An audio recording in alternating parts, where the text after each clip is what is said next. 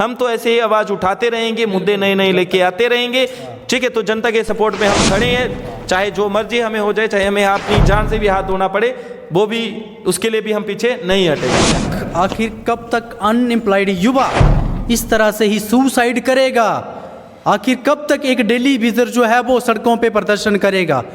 तो अब बहुत हो गया, अब इससे ज़्यादा बर्दाश्त होने की क्षमता हम लोगों में बिल्कुल नहीं है। इलेक्ट्रिशियन है, बिजली विभाग में काम करता है, इतनी कड़ाके की ठंड नहीं वो देखता है, गर्मी वो नहीं देखता है, बारिश पड़ी है, बेचारा खंबे पे चढ़ा है लाइट को ठीक करने के लिए, दूसरों को रोशनी दे रहा है, लेकिन जब उसकी डेथ हो जाती है, उसके घर में जब अंधेरा छा जाता है, तो इसके लिए रिस्पॉन्सिबल कौन है? डेली वेजर्स हैं, डेली वर्कर्स हैं, उनकी सुनवाई नहीं होती है, बेचारे रोड पे मजबूर है। आधे तो मेरे को लगता है मर भी गए होंगे कुछ एजिटेशन में ही, और ऊपर से लाठियां चार्ज करवाई जाती है उनपे।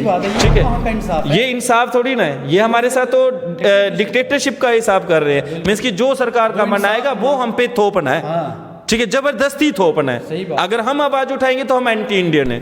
तो बहुत सारी सरकार आई, बहुत सारी सरकारें गई, उन्होंने इनका बेनिफिट उठाया कि हर बार अपने मैनिफेस्टो में ये बताया कि हम डेली वेजर्स को रेगुलाइज करेंगे, बट पीछे से मिला क्या उनको? बाबा जी का ठुल्लू। ठीक है, एक जुमला दिया गया। ठीक है, अब देखो एक औरत अगर स्कूल में जाके बच्चों को खाना बना के दे रही है और 6 घंटे वहां पे दे रही है, तो उसको कितने रुपए पर दिन के मिल रहे? 30 रुपए। 30 रुपए का एक चाय का कप भी नहीं आता। कैबिनेट की फर्स्ट मीटिंग में हम वो उमरुद्दौला ने भी कहा इनको रेगुलाइज करेंगे, ये मसला हल करेंगे इनका। और साथ ही साथ बिल्कुल सही बोला आपने, एनसी ने भी ये बात कह रखी है, बोली हुई है। 1 साल के लिए इलेक्शन करवानी है, 1 साल के लिए मेंबर रहेंगे, उसके बाद इनको हटा दिया जाए और इनको एज ए टेम्पररी रखा जाए वहां पे, और इनकी जो सैलरीज है ना वो 10,000 कर दी जाए। तो मेरे को लगता है देखना कितना चींकेंगे। घूमना है Z+ सिक्योरिटी में, है ना, जनता के साथ मिलना तक नहीं है। ये तो इनके हालात हैं, ये कहां से हमारा भला करेंगे लीडर लोग? तो अगर अनएम्प्लॉयमेंट कंट्रोल नहीं हुई तो पॉवर्टी रेट बढ़ेगा ही बढ़ेगा। और ये जो फ्री में चीजें बांट रहे हैं ना, ये एहसान नहीं कर रहे हमारे पे। क्यों नहीं कर रहे एहसान? क्योंकि जॉब हमें दे नहीं रहे हैं, तो हमारी अर्निंग कहां से होगी? ठीक है, हमारा टूरिस्ट सेक्टर ग्रो नहीं कर रहा, हमारा इंडस्ट्रियल सेक्टर ग्रो नहीं कर रहा, हम डे टू डे अनएम्प्लॉयड हो रहे हैं और ओवर एज हो रहे हैं, और पीछे से मजबूरी में हमें क्या करना पड़ेगा? सुसाइड। हमें क्या करना पड़ेगा? क्या बोलते, नशे की तरफ जाना पड़ेगा, और कोई ऑप्शन ही नहीं होगा। डिप्रेशन में जाके यही काम हमें करने पड़ेंगे। हेलो फ्रेंड्स, तो बहुत बहुत स्वागत है आपका अपने इस यूट्यूब चैनल के ऊपर। तो दोस्तों आज हम फिर से हाजिर हैं आपके सामने एक और न्यू वीडियो लेकर। तो आज की वीडियो में हम डिस्कशन करने जा रहे हैं उस मुद्दे के ऊपर। ये जो मुद्दा है ये पिछले 26 सालों से लटकता आ रहा है और नाम है जिसका डेली वेजर्स। तो डेली वेजर्स के ऊपर आज हम डिस्कशन करने जा रहे हैं, और इस डिस्कशन में हमारे साथ मौजूद है फिर से हमारे वन एंड ओनली बहुत ही अच्छे पॉलिटिशियन के साथ साथ सोशल एक्टिविस्ट, नाम है जिनका अंशु सर। तो इनसे जान लेंगे आज हम कि ये जो डेली वेजर का मसला है जो कि पिछले 26 सालों से लटकता आ रहा है, बहुत सारी सरकारें आई गईं और सभी ने अपने मैनिफेस्टो में इनकी बात को रखकर इनसे वोट लिया, लेकिन वोट मिलने के बाद हुआ कुछ इस तरह से, इनका वो मसला जो है वो हल नहीं किया गया और बेचारों को मजबूर होकर रोडों पे आना पड़ा। हम यही बोल सकते हैं कि काम के बदले मिले क्या इनको? सिर्फ और सिर्फ आंसू। तो अंशु सर बताइए, आप क्या बोलना चाहोगे इस मसले के ऊपर? देखिए कुलदीप जी, हमारे जम्मू एंड कश्मीर में जो डेली वेजर का कॉन्सेप्ट लेके आई थी सरकारें, एक तो उन्होंने बहुत ही गलत कॉन्सेप्ट लेके आए डेली वेजर्स। क्योंकि डेली वेजर्स का कॉन्सेप्ट ये है कि शॉर्ट टाइम रिक्रूटमेंट करना, मीन्स कि शॉर्ट टाइम के लिए जो हमें कमी देखने को मिल रही है मुलाजमत की, उसको पूरा करना। ठीक है, बट उनको 10-10, 20-20, 30-30 साल हो गए एक डिपार्टमेंट में काम करते हुए, लेकिन आज भी वो डेली वेजर ही हैं, उनको आज भी परमानेंट नहीं किया गया। तो बहुत सारी सरकार आई, बहुत सारी सरकारें गई, उन्होंने इनका बेनिफिट उठाया कि हर बार अपने मैनिफेस्टो में ये बताया कि हम डेली वेजर्स को रेगुलाइज करेंगे, बट पीछे से मिला क्या उनको? बाबा जी का ठुल्लू। ठीक है, एक जुमला दिया गया, तो बेचारों को मजबूर होकर रोड पे आना पड़ रहा है। दिहाड़ी मिलती है, दिन की वेजेस कितने मिलते हैं? वो वेजेस मिलते हैं उनको 300 रुपीज़। ठीक है, नियर अबाउट 300 रुपीज़, ऊपर नीचे हो सकता है। तो 300 रुपीज़ में वो क्या करेगा? अपने बच्चों को पढ़ाएगा, अपने घर वालों को खाना खिलाएगा, ठीक है, अपने मोबाइल में रिचार्ज करवाएगा, या फिर जहां उसकी जॉब है वहां काम करने जाएगा। ठीक है, उस 300 रुपीज़ में। और सरकारों को ये चीज़ नहीं दिखती है कि महंगाई आसमान छू रही है। एक सरसों के तेल के प्राइस आज 180 रुपये पहुँच गए हैं, 200 रुपये, ठीक है। आटा आज 35 रुपये किलो मिल रहा है, चावल आज 50 से 100 रुपये किलो के बीच में मिल रहे हैं, नॉर्मल चीज़ें, ठीक है। तो सरकार को ये चीज़ नहीं दिखती। आज अगर मैं एक नोटबुक की बात करूँ, वो नोटबुक 50 रुपये की एक नॉर्मल मिलती है, तो अपने बच्चों को वो कैसे पढ़ाएं, ठीक है। मीन्स कि पेंसिल के ऊपर जीएसटी, पेंसिल के ऊपर 12% जीएसटी टैक्स दो, पेन के ऊपर 18% दो, बुक्स के ऊपर 18% दो, नोटबुक के ऊपर 18% जीएसटी दो, तो वो अपने बच्चों को कैसे पढ़ाए? ये मैं एक रफ आइडिया बता रहा हूँ और ये रियलिटी है, गलत नहीं है। और हमारे जम्मू एंड कश्मीर में near about 65,000 peoples are daily wagers, ठीक है। और उनको मंथ का कितना दिया जाता है? 9,000 रुपया सैलरी। और 9,000 पे अगर कल को वो शहीद हो जाते हैं, जैसे मैं तो उनको शहीद का दर्जा ही दूंगा सर, क्योंकि जैसे वो कहीं काम करने के लिए जा रहे हैं, जैसे एक इलेक्ट्रीशियन है, ठीक है, डेली वेजर, वो काम करने के लिए जा रहा है, दिन नहीं देखता, धूप नहीं देखता, रात नहीं देखता, बारिश नहीं देखता, ठीक है, और खंबे पे चढ़ा हुआ है, लाइट दे रहा है हम लोगों को, सरकारों को लाइट दे रहा है, ठीक है, डिपार्टमेंट्स में। तो जब कुछ ऐसा इंसिडेंट होता है, बेचारों की जान तक चली जाती है, उसके ऊपर कुछ नहीं उसको दिया जाता, ठीक है, उल्टा उसको बोलते हैं कि आया क्यों, है ना। मीन्स कि उसको भी एज ए शहीद का दर्जा देना चाहिए, क्योंकि हमारे लिए वो इतना रिस्पॉन्सिबल है। और जितने भी डेली वेजर्स हैं उनका एक्सप्लॉइटेशन होता है किसके द्वारा? जहाँ पे जो गवर्नमेंट सर्वेंट्स हैं उनके द्वारा, ब्यूरोक्रेट्स के द्वारा उनको डराया जाता है, उनको धमकाया जाता है कि भाई बोरी बिस्तरा उठाओ और भागो यहाँ से, ठीक है। एक तो वो दिन रात बेचारे काम कर रहे हैं, ऊपर से उनके साथ इनजस्टिस क्रिएट हो रहा है, वो करें तो करें क्या? सरकार की आंखें पता नहीं कब खुलेंगी। अब मैं एनसी सरकार की बात करता हूं तो 2014 में इन्होंने अपने मैनिफेस्टो में रखा था कि हमारी सरकार बनेगी तो हम नियर अबाउट इतने डेली वेजर्स को क्या करेंगे? परमानेंट करेंगे। बट एक्चुअल में उनकी सरकार नहीं बनी, बीजेपी ने भी प्रॉमिस किए, उन्होंने भी नहीं उनको परमानेंट करा। एनसी ने ये कॉन्सेप्ट लेके आया, वो गलत है। एनसी क्यों लेके आया ये कॉन्सेप्ट अगर आप उनको रेगुलाइज नहीं कर पा रहे हो? ठीक है, कुछ टाइम पीरियड होना चाहिए, उसके बाद उनको रेगुलाइज करो, है ना।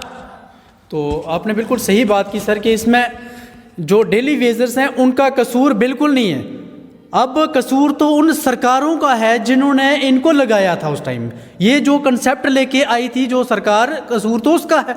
और उसके बाद जब बात आती है बाकी सरकारों की, तो उन्होंने भी इनको सिर्फ जुमले दिए, सिर्फ वोट बैंक के लिए इनको झूठे बस दिलासे दिए कि हम आपको परमानेंट करेंगे। लेकिन जैसे ही इलेक्शंस में वो जीत के आगे निगलेक्ट कर दिया गया, इनकी बात को नज़रअंदाज कर दिया गया, तो ये बेचारे कितने दिन तक इस डिस्क्रिमिनेशन को सहेंगे? इनको मजबूर होकर सड़कों पे आना पड़ा। जब वे सड़कों पे आए तो मुझे आज तक कोई लीडर ऐसा दिखा नहीं जो कि इनके साथ खड़ा हुआ हो। सिर्फ मैंने 1-2 वीडियोस में लाल सिंह जी को देखा था इनके साथ, बाकी कोई लीडर मैंने ऐसा देखा नहीं जो कि इनके साथ आगे आए और कम से कम सरकार से सवाल पूछे कि यार इनका मसला कब तक ये ऐसा ही लटकता रहेगा। बेचारे कुछ तो ऐसे हैं जो कि रिटायर्ड भी हो गए हैं लेकिन विदाउट परमानेंट, और ऊपर से ना उनको पेंशन की कोई स्कीम है, बेचारे अपनी फैमिली को अलाउंसेस कोई भी नहीं है, कोई हेल्थ इशू और सिक्योरिटी बिल्कुल नहीं है। अगर बेचारे कहीं पे जैसे सर ने बताया कोई इलेक्ट्रिशियन है, बिजली विभाग में काम करता है, इतनी कड़ाके की ठंड नहीं वो देखता है, गर्मी बोड़ी देखता है, बारिश पड़ी है, बेचारा खंबे पे चढ़ा है लाइट को ठीक करने के लिए, दूसरों को रोशनी दे रहा है, लेकिन जब उसकी डेथ हो जाती है, उसके घर में जब अंधेरा छा जाता है, तो इसके लिए रिस्पॉन्सिबल कौन है? जैसे सर मैं अभी बात करता हूँ, पीछे थोड़े दिन पहले की बात है, यहाँ पे भी एक इंसिडेंट हुआ था हमारे बिलावर में। एक हमारे इलेक्ट्रीशियंस थे जो कि बहुत खतरनाक बारिश हो रही थी, उस टाइम वो बेचारे खंबे पे चढ़े हुए थे, लाइट को ठीक कर रहे थे, और उस दौरान क्या हो गया, उनको शॉक लग गया, शॉक से उनकी मृत्यु हो गई वहाँ पे। तो मृत्यु होने के बाद बेचारे वो घर के अकेले थे कमाने वाले, घर में उनके बीवी बच्चे, उनको कौन देखेगा? ना तो सरकार ने उनको कोई सिक्योरिटी का अलाउंस वगैरह दिया हुआ। तो ये मसला जायज़ है सर, इसके ऊपर सरकार को कुछ तो कुछ सोचना चाहिए। और इसी के साथ सर मैं एक क्वेश्चन और पूछूंगा आपको। सुप्रीम कोर्ट का ऑर्डर है, सुप्रीम कोर्ट की ये एक स्टेटमेंट है, equal wages for the equal work. तो मतलब कि ये जो सरकारें हैं ये तो सुप्रीम कोर्ट का भी ऑर्डर नहीं मानती हैं। अगर सुप्रीम कोर्ट ने बोला हुआ है अपनी स्टेटमेंट में कि जितना कोई इंसान काम करेगा उसके काम के हिसाब से उसको वेजेस भी मिलनी चाहिए, तो ये तो डिस्क्रिमिनेशन हो रही है इनके साथ। क्या आप क्या मानते हो, उस चीज़ से सहमत हो? वो तो बात सही है सर। ये मैंने आपको बताया ना कि जो जुडिशरी है, पहले भी बता चुका हूँ कि जो जुडिशरी है वो एक हमारा इंडिपेंडेंट ऑर्गन है हमारी पार्लियामेंट्री फॉर्म ऑफ गवर्नमेंट का, ठीक है। मीन्स कि उसको इंडिपेंडेंट कॉन्स्टिट्यूशन मेकर ने इसलिए रखा ताकि वो किसी के झांसे में आके, किसी में दबाव में आके कोई काम ना करे। बट ये जो हमारी इलेक्टेड मेंबर्स होते हैं, जैसे लेजिस्लेचर हो गया, ठीक है, ये लेजिस्लेचर को उसकी बात माननी चाहिए। ये उनके ऑर्डर्स को भी निगलेक्ट करते हैं, मानते तक नहीं है, ठीक है।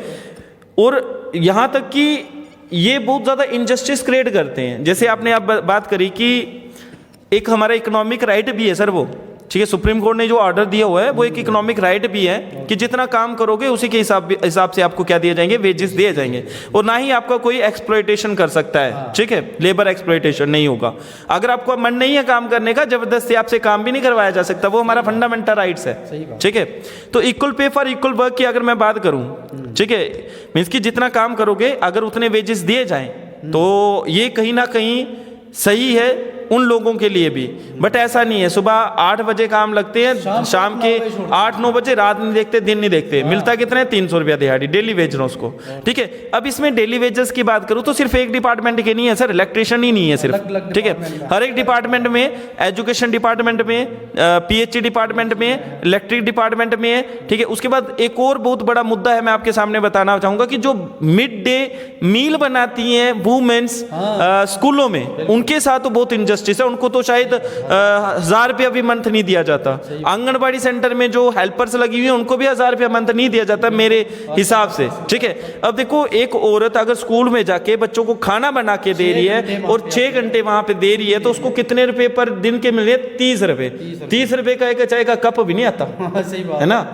तो वो लगी है कि नहीं, मेरे को रेगुलाइज करेंगे, इसी उम्मीद में। और जो वुमेन्स हैं वो एक्स्ट्रा इतना काम नहीं कर सकती क्योंकि फैमिली भी देखनी होती है उन्होंने, ठीक है, मीन्स कि अपने घर को भी देखना है, अपने घर में भी काम करना है, और मजबूरी में वो काम उनको करना पड़ रहा है।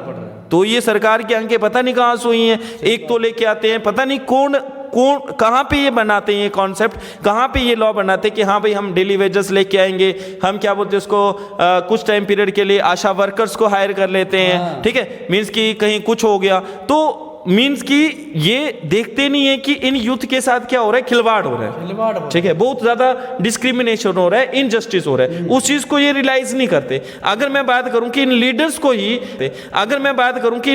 को ही 1 साल के लिए इलेक्शन करवानी है, 1 साल के लिए मेंबर रहेंगे, उसके बाद इनको हटा दिया जाए और इनको एज ए टेम्पररी रखा जाए वहां पे, और इनकी जो सैलरीज है ना वो 10,000 कर दी जाए, तो मेरे को लगता है देखना कितना चीखेंगे ये, ठीक है। आज 2-2 लाख एक लेजिस्लेचर आज 2-2 लाख, 1.5 लाख, 3-3 लाख ले रहा है एज ए सैलरी, ठीक है। और उसके बाद अदर अलाउंसेस अलग से, फ्री का उसके घर में फ्री रेंट, जो भी उसको गवर्नमेंट ऑफिस दिया जाएगा, गवर्नमेंट हाउस दिया जाएगा वो फ्री, बिजली फ्री, मोबाइल बिल फ्री, हर एक चीज फ्री। तो वो अपने लिए क्यों कर रहा है? वो जनता के लिए आया है, जनता को वो चीजें दिए, ठीक है। और घूमना है Z+ सिक्योरिटी में, है ना, जनता के साथ मिलना तक नहीं है।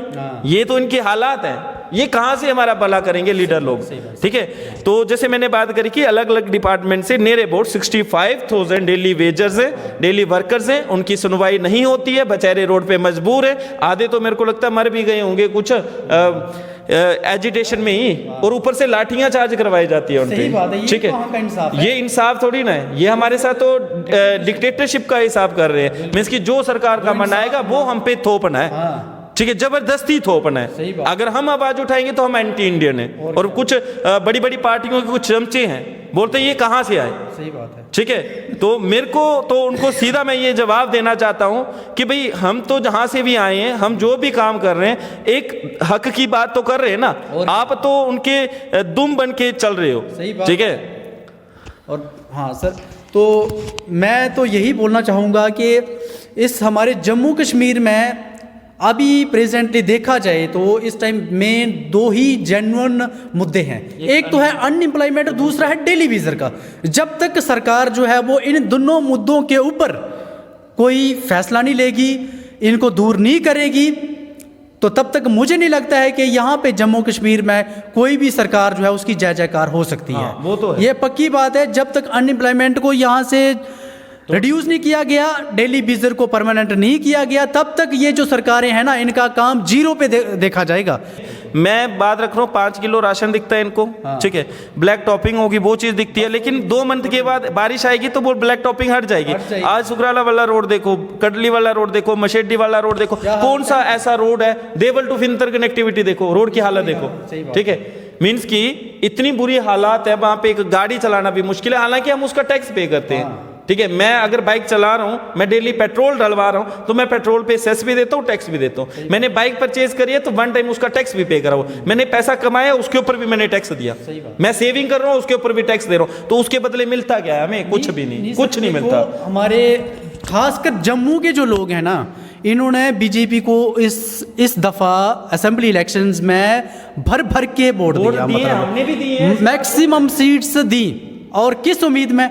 अब अनएम्प्लॉयड युवा जो है उसने यही उम्मीद थी कि चलो यार ये हमारे लिए रोजगार लाएंगे, वो मीडिया के सामने नहीं आ रहे। डेली बेजर्स ने भी मैक्सिमम वोट जो है वो बीजेपी को दिया है, क्योंकि जो मतलब कि इलेक्शन से पहले जो इनका मैनिफेस्टो था बीजेपी सरकार का, उसमें इन्होंने दे रखा था, खुद जो हमारे प्रेसिडेंट है अरविंद रैना जी, उन्होंने स्टेटमेंट दी थी कि हम जैसे हमारी सरकार यहाँ पे सत्ता में आती है, सबसे पहले हम डेली बेजर को 1 महीने के बाद परमानेंट करने वाले हैं।